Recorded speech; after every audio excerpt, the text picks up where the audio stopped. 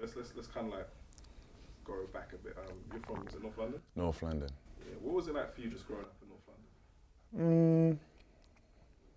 You know, as rappers, we tend to paint this dark image of our upbringing and what we've grown up around and etc. But you know, that can balance itself out sometimes with good memories. You know, it's fun growing up in the area, school memories, you know what I mean? Memories of mates, playing out, you know, life outside school as you grow older. You know, but obviously it has its negative as well. So what kind of student were you?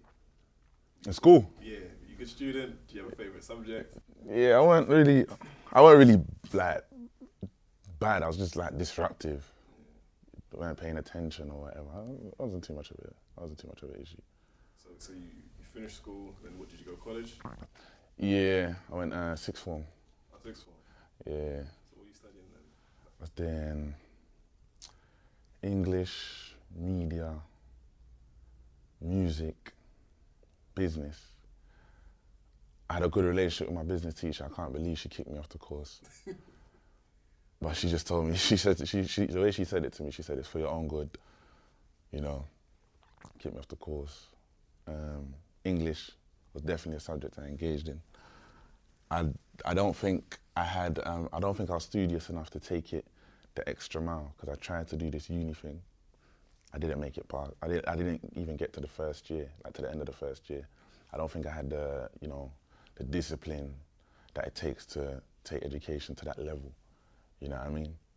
I just realized I know what I'm supposed to be doing. I'm not supposed to be in this classroom with these people that don't understand each other, reading scripts from writers who, you know, I know rappers who are just as great as. You know what I mean? I just decided, yeah, it went for me. But it seemed like you did try and do the system. What made you want to try and go to uni then, if you kind of like, you probably already had those types of feelings that a system like that may not have been for you? You know, there's a few things. Obviously, you have parents, first of all. Second of all, like, I remember when I was, when I decided to give it a go and to, you know, actually make it happen, like, mates from my area that were on the road or whatever were proper excited. You know what I mean? We even stepped out, had a few drinks about it. You know, it seemed to uplift the mood for a moment. So it was almost like a good thing, that one of the lads can go out there, you know. I think the way it sounded to us and the way it seemed to us was greater than the actual reality. You know what I mean? Which I ended up realizing when I went out there. But yeah, that's just a small part of my life. Very small part of my life. So uni doesn't work out. At what point is the music portion of it clicking, like, I need this as a career, or I want this as a livelihood? I don't think I ever had that moment. I've never had that moment. I think music is just something I can't not do. So eventually it just turns into that. You know what I mean? I've just never been able to not make music or to engage with music. I still failed to not be able to, so I'm not sure if that was a double negative or not, but I'm sure you know what I mean. I still failed to, you know, get up and not need to make music or engage with music. So as long as I've got that with me, I'll be fine. So inherently you feel like it's just part of your being, it's just what you do, it's just a natural thing. Yeah, it's just part of the motions, it's just part of what happens, man. It feels like that because obviously we were talking off camera about, I was just saying about your music or your delivery or your pen game, your thought process, your rhyme schemes, it's almost out of this world. Thank you, man. I don't think something can really be deciphered, but do you see it as something that's just natural, or is it something you've had to work at? It's definitely something you have to work at. It's not something you work at and know how good you're gonna be or etc. etc. It's just practice. And I'm not practicing, but I've never practiced bars with a view to getting this good at this stage or this good at that stage. It's literally just repetition. Repetition is the father of learning. You only get better by doing something a million times. If I'm doing kick-ups as a youth and I can only do 10, if I keep doing kick-ups every day, I promise you in a year's time, I'll be able to do 100 maybe. You know what I mean? So it's as simple as that, really. And I'm still practicing. I'm still trying to be better every single day. You're coming across a lot of people's eyes and ears now. Has there been any changes, like when you go out, are you more recognizable to people? Like, is that kind of, I won't say fame, but almost like, oh, that's Avelino. Like, is that already hitting you when you're just out and about in your normal, regular day life? Yeah, but it's good to know. Like, for me, it's just a reminder there's a few listeners. You know what I mean? So, yeah, it's good. You're being modest there. It's more than a few, bro. Nah, it's just, yeah, I just know what, like, I'm not really out and about like that anyway, you know, so, but when I am, yeah, fair enough, you know, people might come up to you, etc. Which is nice. It's just nice to know that your music connects. The project you just dropped recently, first of all, let's talk about, like, F.Y.O opinions, right? Yeah. Your opinions. Are we allowed to? Yeah, you can. Cool. Just double checking. Yeah, so tell me about, I'd like to know the studio session. Yeah. Of that track. Of that tune. And also, in your own mind, conceptually, what you're really trying to say. The studio session for the song was just another one of the few that I had with Raf in the build-up to that project. It actually, how we first done it, it was literally like a sketch or an idea. It was half the tune, the length. It was just one verse. There wasn't that scratching hook piece that DJ Khalil done. Shout out to him. And then we just left it in the PC in the archive for a minute. And I think one day I was in my house and listening to it, I said, yo, this is hard. I phoned everyone, like, yo, this is hard, you know. Should we, you know what I mean? Should we see how we can develop this? What do we do? Yeah, we'll go another verse and maybe try some scratching. The tune took a while to put together, only because the verses were cool. That got done in the session. But, you know, everything around it, the production, even getting the DJ in to do the scratches on the hook and the F.Y.Os that are running over the hook and, you know, leaving the intro empty.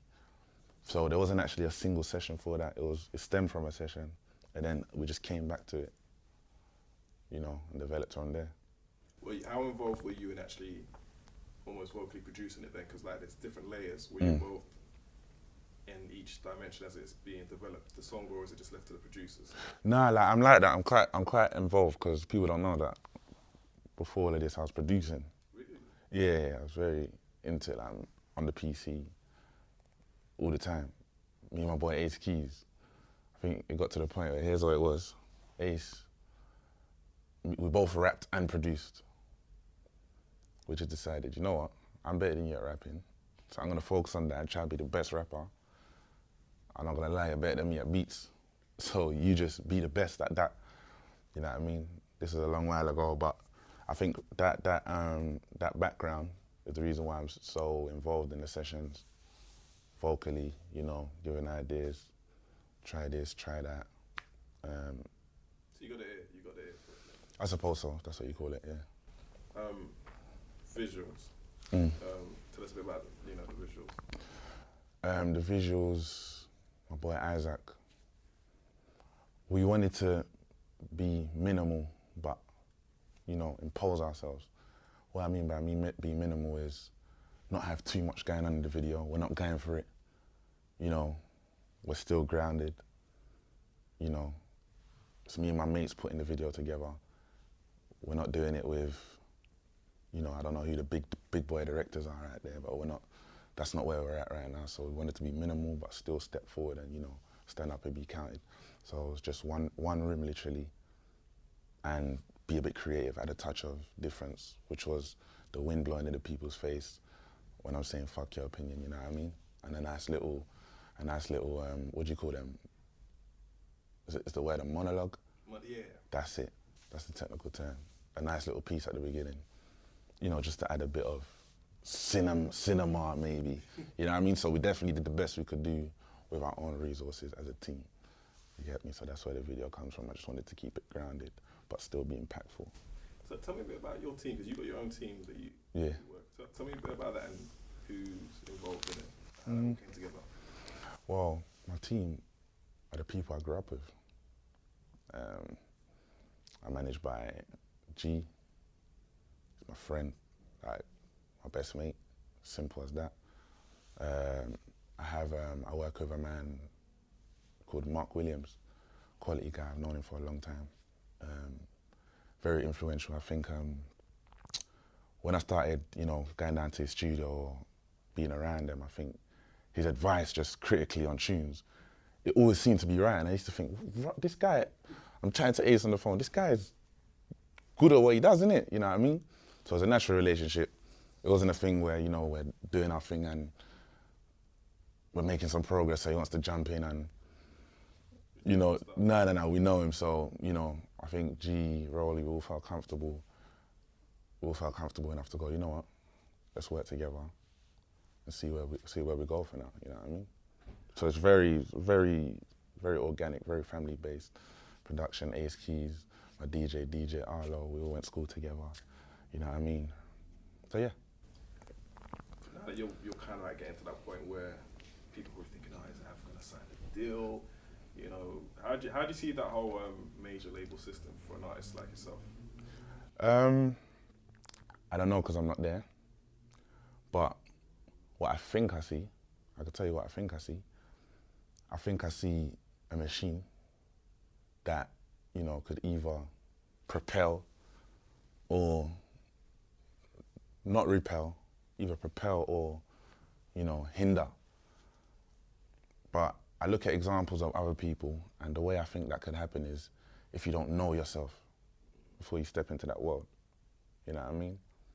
There's no meeting, there's no office, there's no building I can walk into and be given a vision, be given direction, or anything like that. I could be, we could tweak things, we could look at things, we could discuss things, we could change. But initially, the vision's clear. What I see in my mind is as real to me as that camera, if not realer. Do you know what I mean? So I think just knowing yourself, knowing what you're about, knowing what you're here to do is key to being fine in this industry. So I have no worries.